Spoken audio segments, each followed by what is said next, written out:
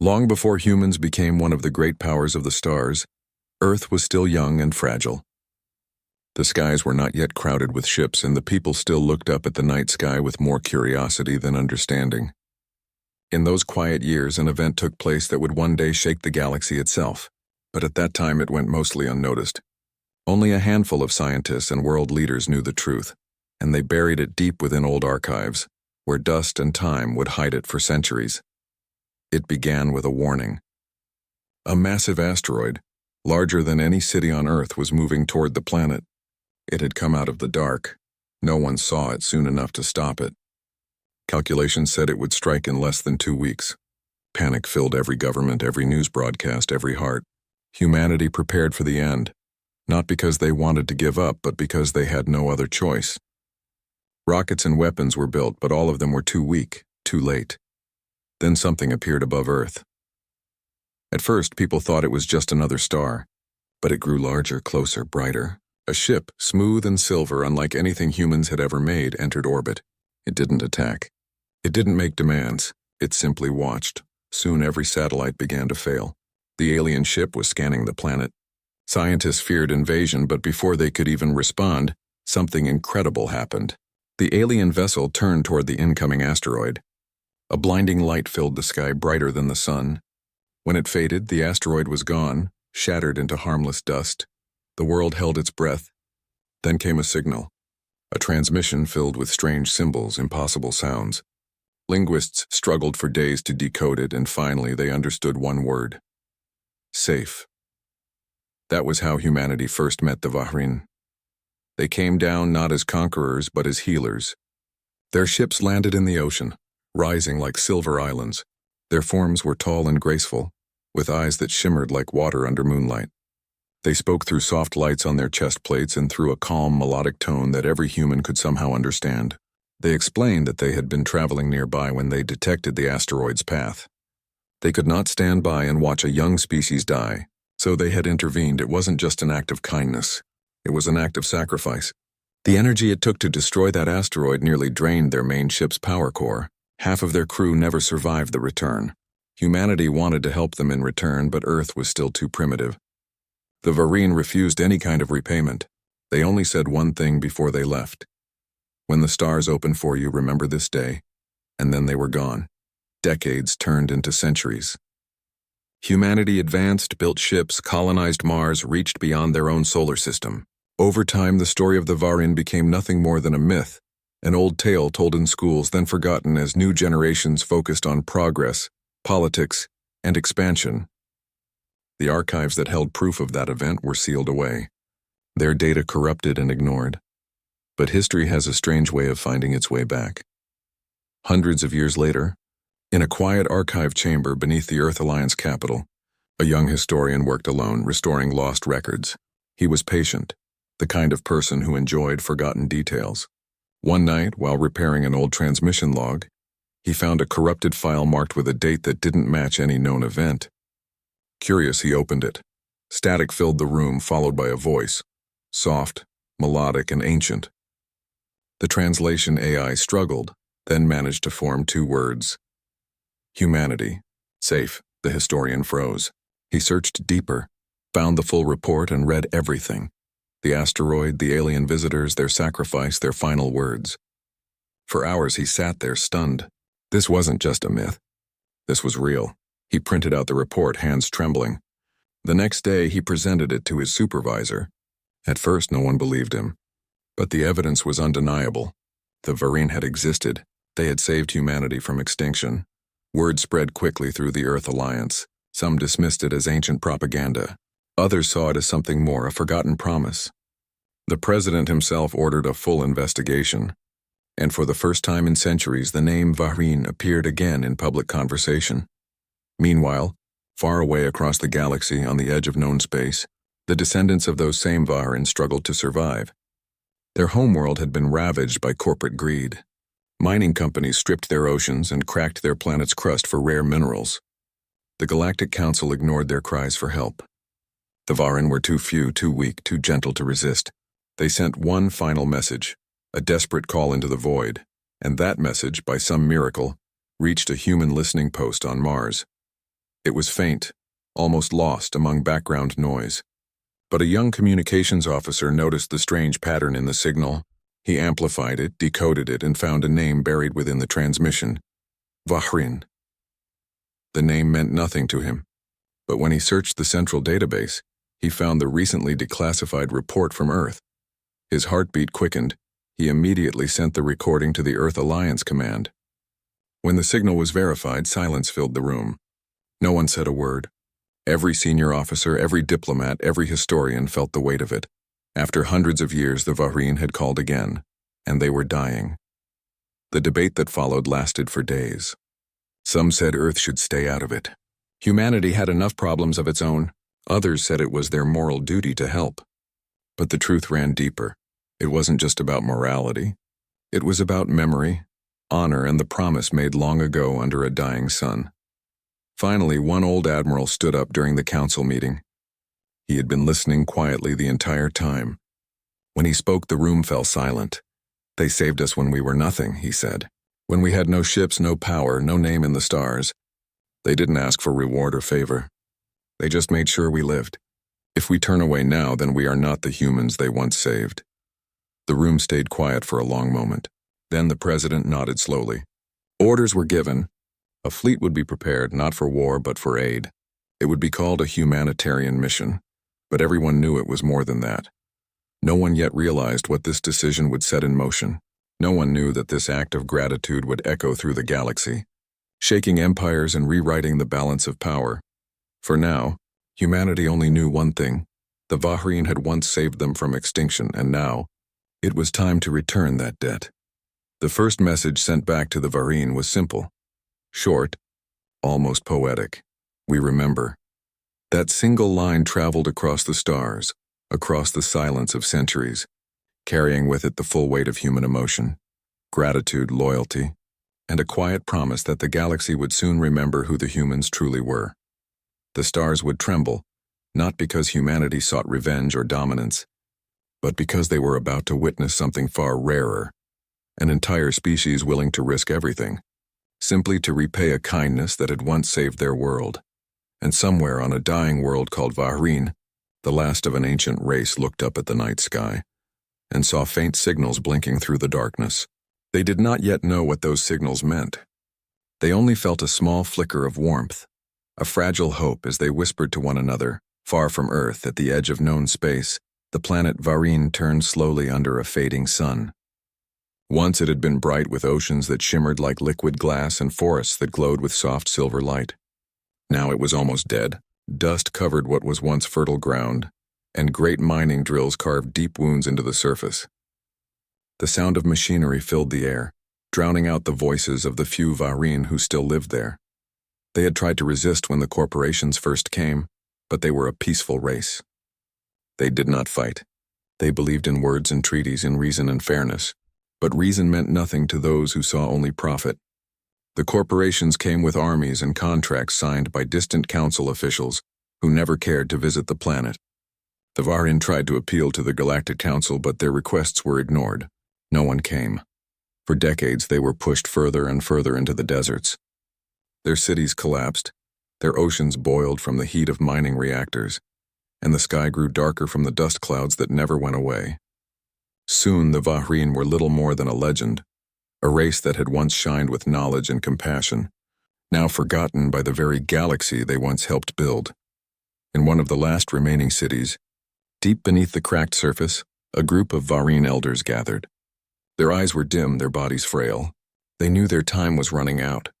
They had sent messages before countless times to the council, to other races, to anyone who would listen. No one answered. This time they decided to send their final transmission, not a request but a farewell. A young Vahrin scientist, her hands trembling, activated the old transmitter. "Where will it go?" one elder asked softly. She replied, "Everywhere, maybe. Someone will hear." She pressed the final command and the signal was released into the dark. It was faint, weak, and nearly lost among the noise of space. But it carried their last hope, one message repeating over and over. "We are the Vahrin. Once we saved a young world called Earth. If they live, tell them we remember." That weak signal traveled through the void for weeks before it reached a small listening post orbiting Mars. The post was mostly automated, run by a few officers monitoring deep space signals. Most of what they received was static, debris alerts, or ghost transmissions from forgotten satellites. Late one night, one of the officers noticed a strange pattern in the data feed. It wasn't like the usual signals. It was rhythmic, pulsing, almost like a heartbeat. He leaned closer, adjusted the filters, and played the sound through the system. At first, it was only noise, but then he heard something, soft, distant, and full of sorrow. He ran it through the translation program. Slowly, words began to form on the screen. When he saw the name Varin, he froze. It was a word he had seen only once before, in an old history lecture about the asteroid event centuries ago. He opened the Earth database and searched for it again. There it was, the declassified report describing how the Varin had saved Earth long ago. His hands shook as he realized what he was hearing. They were calling for help. After so many centuries, they were still alive, and they remembered Earth. Without wasting time, he sent the full transmission to the Earth Alliance Command. The next morning, the report reached the President's office. Within hours, the Earth Council was called into emergency session. Inside the council chamber, the atmosphere was tense. The leaders of every major human colony attended through holographic projection. Some looked curious. Others looked worried. The message played again, echoing through the room. The alien voice, calm yet full of pain, repeated the same line. "We are the Varin. Once we saved a young world called Earth. If they live, tell them we remember." When it ended, silence filled the room. No one spoke for a long moment. Then one of the council members finally said, "If this is real, then they're dying. But the Galactic Council will never allow us to interfere." Another replied, "They saved us once. Without them, there might not even be a human race. Don't we owe them something?" The debate went on for hours. Some argued that humanity should stay out of it. Earth had no reason to anger the Galactic Council. Others said it was time to repay the kindness that had been forgotten for too long. Finally, the president stood. He was an old man, tired of endless politics. He looked around the room and said, "When the asteroid came, they didn't ask for permission to save us. They just acted. They gave their lives so that we could live. Now they ask for help, and we sit here arguing about consequences. If we call ourselves civilized, we must act with the same heart they showed us." That moment changed everything. Orders were given quietly, without public announcement. The fleet would not go to war, they would go to help. Officially, it was a humanitarian mission. Unofficially, it was something much deeper, a promise finally remembered. The preparations began immediately. Across the solar system, engineers worked day and night to ready the ships. Cargo bays filled with food, medicine, and supplies. Volunteer doctors and workers signed up in thousands. Some were too young to remember the old stories, but they all felt something powerful, the sense that humanity was about to do something truly right. The Galactic Council soon learned what was happening. They sent a warning to Earth. Any interference in Council-protected territories would be considered an act of aggression. The message was firm, almost threatening, but the Earth government didn't back down. The reply they sent was simple. "We are answering a call for help." When the first fleet launched, billions watched from Earth and Mars. Families gathered near city domes. Children waved at the sky, and old veterans saluted as the ships disappeared into the stars. The fleet was led by the largest ship humanity had ever built, a quiet symbol of power wrapped in compassion. Weeks passed as the fleet crossed the dark reaches of space. During the journey, the crew learned more about the Varin. Old records were shared among them. The story of how the Varin had destroyed the asteroid, how they had nearly died doing it. The story moved many to tears. They weren't going to save strangers. They were going to save the ones who had once saved them. Meanwhile, on Varin, life grew even harder. The last remaining cities were collapsing.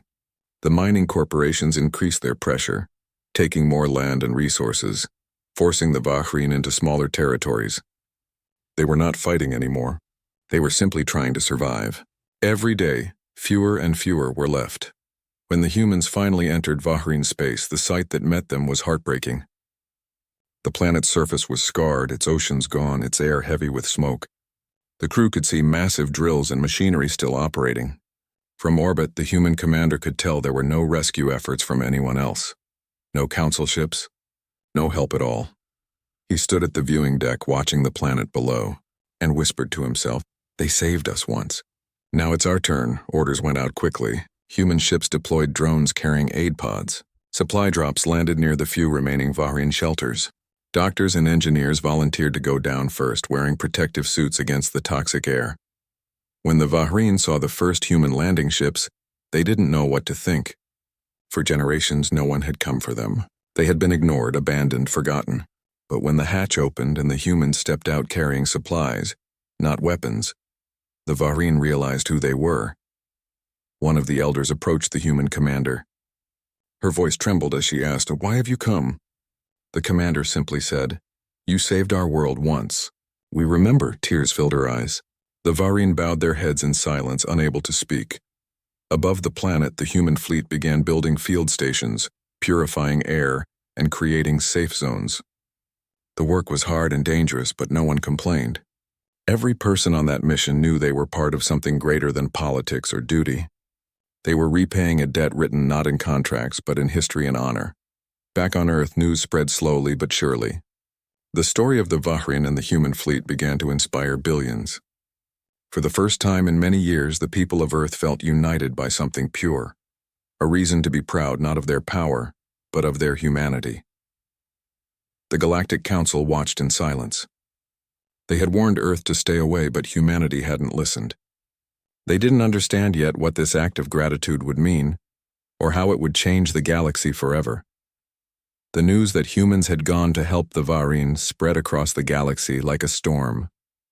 Some species were shocked, others amused, but most were simply afraid. The Galactic Council had made their stance clear: no interference in Council-sanctioned territories. The mining corporations that ruled over the Vahrian's dying planet had legal protection. Anyone who stood against them was breaking interstellar law. Yet despite all warnings, Earth's fleet had crossed that line. At first, the Council thought it was just another small rescue operation. They assumed humans would send a few ships, make a symbolic gesture, and then leave when things got complicated. But when reports came that an entire fleet, thousands of ships, had entered Vahrian space, they realized this was no small act. This was a declaration, not of war, but of something far more dangerous in the eyes of politicians: principle. Inside the Great Council chamber, representatives of hundreds of species gathered. The air shimmered with holographic projections of angry faces and moving symbols. Everyone spoke at once, blaming, questioning, accusing. The council speaker finally called for silence. He turned to the human ambassador and said, "Earth has violated the Galactic Accord. You were told not to interfere. You have entered restricted territory. This is an act of aggression." The ambassador remained calm. He spoke in a voice that carried across the chamber. "We entered a dying world to give aid, not to take land. If saving lives is now a crime, then perhaps the law is broken. Not we." His words caused an uproar. Many shouted for sanctions against Earth. Some even demanded the fleet be stopped by force. But others, especially the smaller, weaker species, listened quietly. For the first time, they saw a powerful race acting not for control but for compassion. That frightened the rulers but inspired the forgotten. Back on Earth, the people were divided. The media broadcast endless debates. Some praised the government for honoring an ancient debt. Others feared retaliation. The Galactic Council had already sent an official threat. If the human fleet didn't withdraw, severe consequences would follow. Trade could be cut off, colonies could be isolated, and Earth could be banned from the Council itself. But the president refused to back down. He appeared on every screen across the human colonies, speaking not like a politician but like a father talking to his children. "We were saved once when no one else would have saved us," he said. "We owe a life debt that cannot be measured in credits or politics. Some debts are not written in law, they are written in the heart. If helping the helpless makes us outlaws, then so be it. We will remain human." His words spread faster than any council warning. Across the colonies, people began sending supplies and donations to support the mission. Civilian ships volunteered to join the fleet. Doctors, engineers, and workers from every corner of human space offered to go. For the first time in many generations, humanity felt united by something pure. Not ambition, not conquest, but gratitude. Meanwhile, in Vahrian space, the human fleet was busy. The planet below was slowly coming back to life, though the air was still thick and the soil still poisoned. Human drones cleaned the skies while engineers built protective domes for the surviving Vahrin. The alien people, fragile and graceful, watched in quiet disbelief as humans worked without rest. But not everyone welcomed their presence. The mining corporations that had been exploiting Vahrin sent private warships to drive the humans away. They sent a message first, full of threats and demands. The human commander answered calmly, "We are not leaving. We are not fighting. We are helping." The corporate fleet did not care. They opened fire on the human aid vessels. For a few minutes, chaos filled the space around Vahrin. The human commander gave only one order: defend the transports, but do not strike first. The battle was short. The human defense systems, built for protection rather than war, quickly disabled the attackers' weapons without destroying their ships. When the smoke cleared, the corporate ships fled. Humanity had shown restraint, but also unmistakable strength. The incident was reported instantly to the Galactic Council. The corporations demanded punishment. They called the humans aggressors, warmongers, lawbreakers. The council speaker sent another message to Earth, this time colder than before. "Withdraw your forces immediately. You have violated interstellar law. If you continue, the consequences will be severe." The human president met with his advisors, military commanders, and diplomats. They all knew the risk. If they stayed, they could face a united blockade or even war. If they left, the Vahrin would die. It was a choice between survival and honor. The room was silent until one old commander spoke. His voice was rough but steady. "The Vahrin saved us when we were weak. Now we are strong. If we turn our backs now, we will never deserve the power we hold." The president nodded slowly. "Prepare a response," he said. The next day, the message was sent to the Galactic Council. It contained only 3 words: "We owe them." That short reply became famous. It spread across every world, every news channel, every data feed. The galaxy didn't understand it, but humans did. It wasn't just about the Vahrin anymore. It was about what kind of species humanity wanted to be remembered as. The council was furious. They declared the human fleet unauthorized and suspended Earth's voting rights. Some called for military action, but many members hesitated. The humans had not attacked anyone. They were helping, building, healing. Even the races that disliked humans found it hard to justify punishing them for saving lives. Weeks passed, and the situation grew tense. Human ships continued their work, building safe zones and hospitals on the planet's surface. The Vahrin began to recover, slowly regaining hope. For the first time in centuries, their children played under open skies without fear. But above them, in the cold black of space, fleets began to gather. Council patrols monitored every move. The corporate forces waited for a chance to strike again. The humans knew they were being surrounded, but none of them left. They all remembered why they were there. Inside one of the ships, a young medic recorded a message to send back home. Her voice trembled slightly as she spoke. "When I treat them, they look at me the way I imagine our ancestors once looked at the sky, full of wonder. They ask why we came. I tell them, because once you came for us. That's all I say, and they understand. You can see it in their eyes." Her message went viral across the colonies. People wept when they heard it. It reminded everyone what humanity was capable of when guided by compassion instead of fear. The Galactic Council couldn't stop the tide of public sympathy. Even on other worlds, non-human citizens began to question their leaders. They asked why the Council could send armies to protect profits, but not a single ship to save a dying race. The humans hadn't just helped the Vahrin, they had exposed the hypocrisy of an entire galactic order. In the following days, the Council's threats became less certain. They issued warnings, not actions. The corporate fleets hesitated to attack again after seeing what the humans could do. Quietly, the balance of power began to shift. Still, no one knew what would come next. Earth's leaders understood that their decision had changed everything. They had challenged the most powerful political body in the galaxy, and there would be consequences. But deep down, none of them regretted it. Humanity had remembered its promise. The Vahrin elders watched from their restored domes as the human ships orbited above their world, shining like stars in the smoky sky. One of them whispered, "When we saved them, we did not expect they would remember, and yet they came." In that moment, something remarkable happened, not on Earth, not in the council halls, but in the hearts of 2 species separated by time and history. The Vahrin finally understood what kind of beings the humans were, and the humans, for the first time, understood what it meant to carry gratitude across centuries. Far away, the Council prepared its next move. But the galaxy was already changing. Some debts could not be ignored, and some acts of kindness echoed louder than any weapon. And humanity, once underestimated and often feared, had just reminded the universe why even the oldest powers should think twice before underestimating the hearts of the children of Earth. The day the human fleet entered the skies above Vahrin became a day that the galaxy would never forget. The planet had been silent for years, its cities covered in ash and its air thick with smoke. From orbit, the surface looked almost lifeless, brown and gray, scarred by mining pits and burning factories. Yet in the middle of that destruction, the first human ships began to descend. They did not come with weapons ready or armies prepared.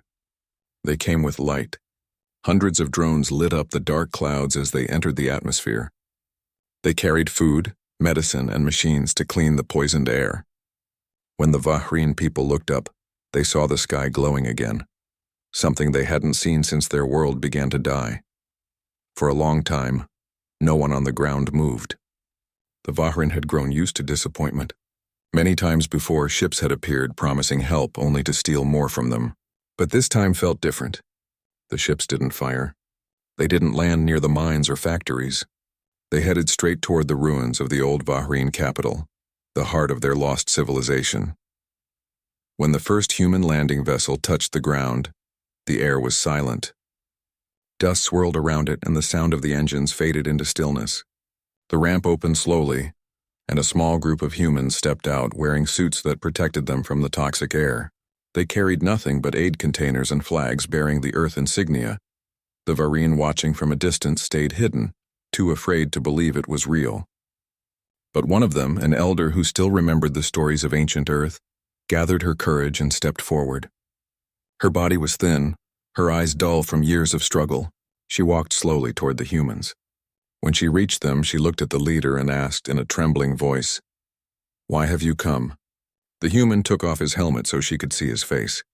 The air burned his skin, but he didn't care. He bowed his head slightly and said, "You once saved us. Now we are here to return that gift." The elder's eyes filled with tears. For a moment she couldn't speak. The humans handed her a small device. It was a purifier that released clean air. She held it close as if afraid it would vanish. Around her, more Vahrin began to step out from hiding. They looked weak, but there was hope in their faces again. Soon, more landing ships arrived. They brought machines that built shelters in hours and drones that turned the toxic dust into breathable air. Doctors from Earth worked alongside Vahrin healers, treating those who were sick or injured. The humans didn't see them as aliens. They saw them as people. People who once saved their ancestors when humanity was helpless. In the following days, a miracle began to unfold. The once dead capital started to change. The sky grew lighter as purifiers spread through the air. Rivers that had turned black began to show glimmers of blue. Human engineers repaired old Vahrin energy towers, restoring light to their underground homes. Everywhere, the sound of work replaced the sound of despair. From orbit, the human fleet acted as guardians. They watched for any signs of attack. The corporations that had been draining the planet's resources weren't pleased by what was happening. They sent messages demanding that Earth withdraw its forces immediately. When their warnings were ignored, they decided to take action. One morning, alarms echoed through the fleet. Several large mining warships entered the system, approaching fast. They broadcast a message across all channels. "Human fleet, this planet is under corporate protection. You are trespassing. Leave now, or face consequences." Inside the command ship, the human admiral stood at the main viewing deck watching the incoming ships. He knew what this meant. The corporations had money, power, and influence within the Galactic Council. If they attacked, it could start something far larger than anyone wanted. He gave a calm reply. "We are here on a humanitarian mission. We do not seek conflict, but we will protect those we came to save." The corporate fleet didn't listen. They fired first. Beams of light streaked through the dark sky. Human ships raised their shields, taking the first hits without returning fire. The admiral ordered, "Hold your positions. No one shoots unless I say." For a few tense minutes, the humans simply endured the assault. Then when one of the aid ships was struck and began to fall, the admiral gave a single command. "Defend, but do not destroy." Human defense drones activated instantly. They moved like silver birds across the battlefield, targeting the attackers' weapons. In a matter of minutes, the corporate ships were disabled, floating helplessly, their weapons offline. Not one was destroyed. Not a single life was lost. The battle ended as quickly as it began. The human fleet had proven its strength, but also its discipline. They had fought with restraint, and that made the victory even more powerful. Across the galaxy, news of the event spread. Billions watched the footage, human ships standing between a dying race and the greed of corporations. The Galactic Council held an emergency meeting. Many members were furious. They accused Earth of defying authority, of endangering peace. But others began to question the Council itself. Why had they ignored the Vahrin for so long? Why had no one else acted? On Earth, people followed every update.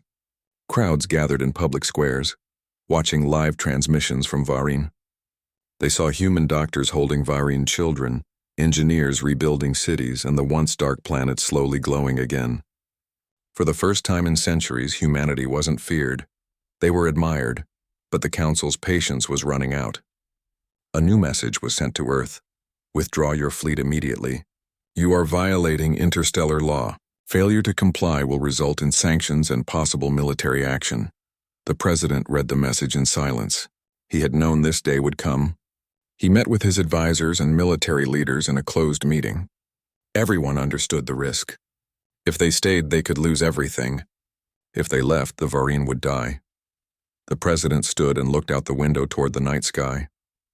They saved us when we were nothing, he said quietly. Now that we are strong, how can we abandon them? No one spoke against him. The decision was made. Earth would not leave.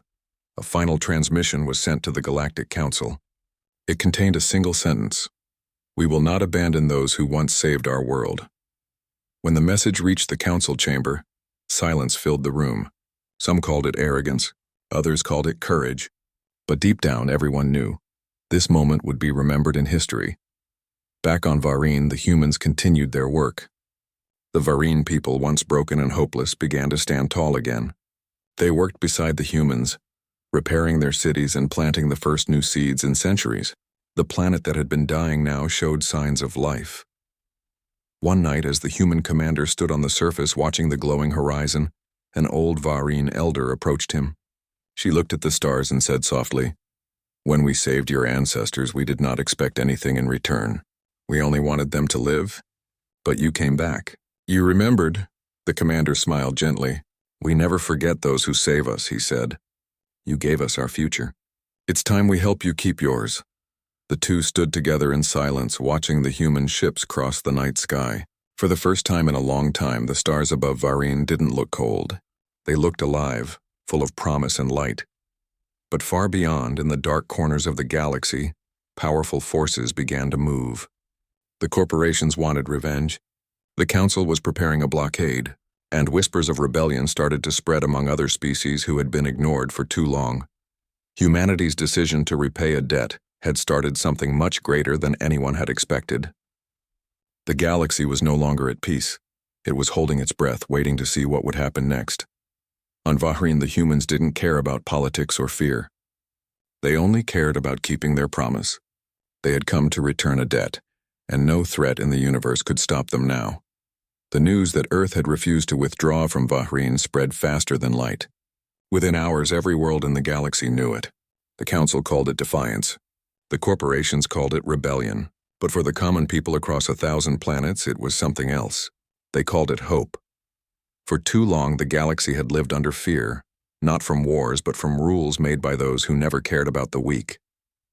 Entire civilizations had been taxed, used, and forgotten. The Galactic Council claimed to stand for peace, yet their peace only protected the powerful. But now one species, and the youngest one, had said no. On Vahrin, life was slowly returning. Fields that had been barren for centuries were showing green again. The air no longer burned the lungs. Children could play outside without masks. Humans and Vahrin worked together every day, rebuilding cities, planting forests, and restoring old machines that once gave light to the planet. At night, both races would sit around glowing heaters sharing stories. Humans would tell tales of old Earth, of rain, oceans, and mountains.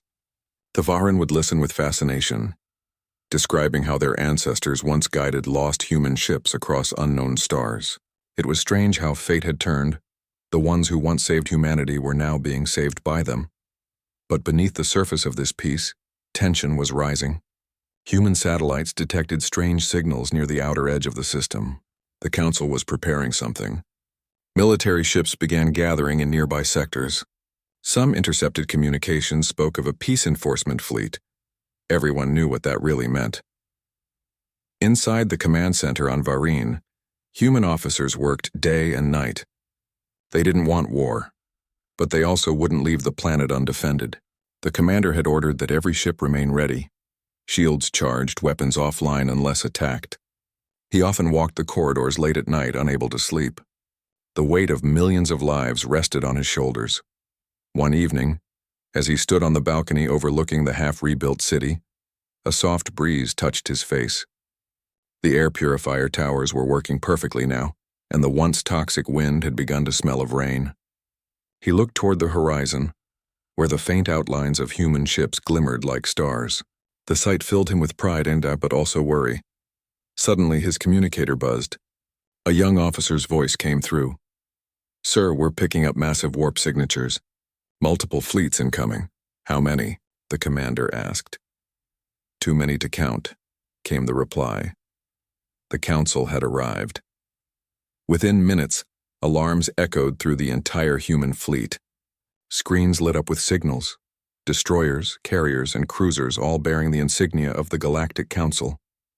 Their formation spread across the system like a storm.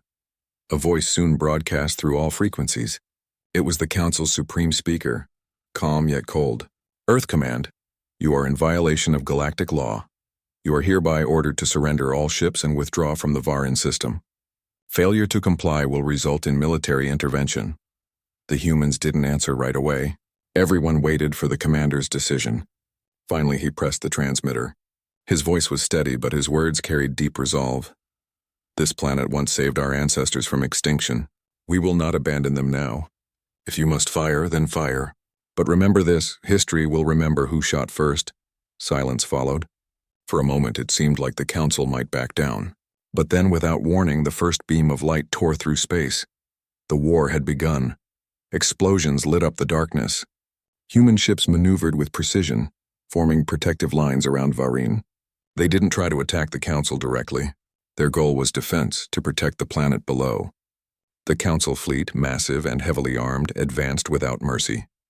Yet to their surprise, the humans fought back with unmatched coordination. For every missile fired, humans redirected it. For every attempt to breach the shield, they reinforced it. The fleet had trained for this moment, not to conquer but to endure. The battle turned into a spectacle that every world in the galaxy could watch.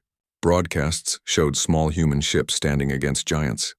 Back on Varine, the people watched the skies turn bright with streaks of light. The ground trembled as shock waves rippled through the upper atmosphere. The Varine gathered around screens, terrified yet proud.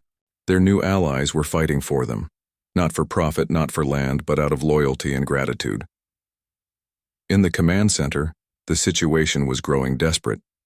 The humans were outnumbered 10-1. Damage reports came flooding in. One by one, outer defense ships went dark. Still, they refused to retreat. "Sir," one officer said urgently, "if we don't fall back, we'll lose everything." The commander looked at him quietly. "If we fall back, we lose our honor." At that moment, something unexpected happened. A group of Council ships suddenly stopped firing. Then another group powered down their weapons. Confusion spread through the enemy ranks.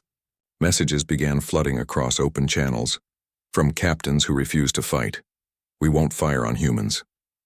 They're protecting civilians. This is wrong. We joined to keep peace, not to destroy it." It started with a few, but soon dozens of ships turned off their weapons. The Council fleet began to break apart from within. The commander realized what was happening. The truth was spreading faster than the Council could control. The galaxy had seen enough. They had seen the difference between those who ruled with greed and those who acted with compassion. The Supreme Speaker tried to issue new orders, but no one listened. The great fleet, once feared by all, was now divided and confused. Within hours, the battle ended. Not because humans destroyed their enemies, but because their courage had broken their will to fight. When the smoke cleared, the human fleet stood battered but alive. The Varine people cheered from the ground, tears streaming down their faces. The skies above them, once filled with destruction, now shimmered with the soft glow of peace. News of the event spread across the stars. On dozens of planets, people began protesting against the Council's control. Species that had been silent for centuries started to speak out. They demanded freedom, fairness, and unity. They said if humanity could stand up to power, so could they. The Council tried to hide what had happened, but it was too late. The truth was everywhere. Humanity's act of returning a debt had shaken the entire foundation of the galaxy. Weeks later on Vahrin, a grand gathering took place. Humans and Varin stood side by side in the rebuilt capital. The commander, now standing before thousands, spoke through loudspeakers that reached across the city. "We didn't come here to start a war," he said. "We came here to repay a kindness. But kindness, it seems, is stronger than fear. It can change worlds." The crowd erupted in applause. Foreign children ran around waving small earth flags. The air smelled of clean rain, and flowers that had been extinct for centuries were growing again. High above, the stars shone brighter than ever. Human ships remained in orbit, not as conquerors but as protectors. They began sending aid to other nearby worlds, helping anyone who asked. Humanity had found a new purpose, not dominance but compassion. Yet deep in the shadows of the galaxy, powerful voices still whispered. The corporations had lost everything: their influence, their resources, and their control. They wanted revenge, and though the Council's power was broken, not all its members agreed with Earth's actions. The commander knew this wasn't the end. Peace had come, but it was fragile.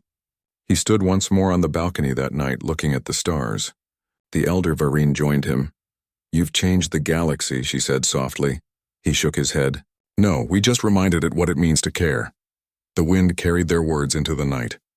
The galaxy had been trembling in fear, but now it was trembling with awakening, and somewhere, far beyond the stars, humanity's act of returning a debt had just begun a new chapter, one that would define the future of every world that dared to hope again.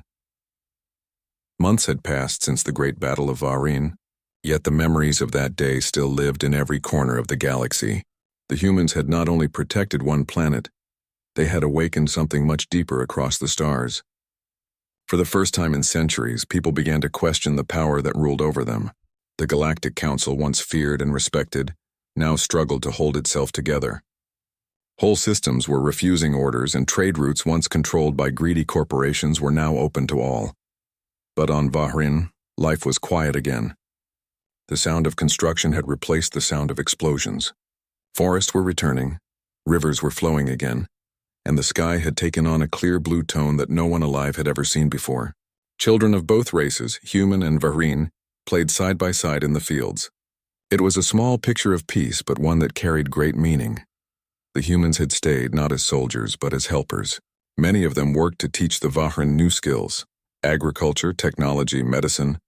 Others studied the ruins of ancient Vahrin cities, learning about the time when this species had been one of the wisest in the galaxy. They found old stone carvings showing how the Vahrin once guided lost travelers through deep space. It was proof that their kindness was ancient, long before humans even reached the stars. The commander often walked through the restored capital at night, looking at how far things had come. The city lights glowed softly under the stars, powered by new fusion towers built with both human and Vahrin engineering. The people had named the central plaza the Place of Promise. A statue stood there, a human and a Vahrin standing side by side, their hands raised together. But peace, as always, came with whispers of change. Deep in the shadows of space, the corporations that had once ruled began rebuilding in secret. They gathered mercenaries, old ships, and loyal captains still hungry for profit. The fall of the Council had opened the galaxy to chaos, and where chaos existed, greed followed. One night, a distress signal arrived from a nearby system. It was weak, fading through static, but the words were clear. "Human vessels. Please help. They're coming." Then the signal died. The commander didn't hesitate. He ordered a small fleet to investigate. As the ships jumped through hyperspace, no one spoke. Everyone knew what this could mean. When they arrived, they found the remains of a mining colony, destroyed, burnt, silent. No signs of life, only floating wreckage and twisted metal. Scans revealed no Council ships, no pirates. The attackers had been organized, too clean, too precise. "They're back," the commander said quietly. The corporations, he was right.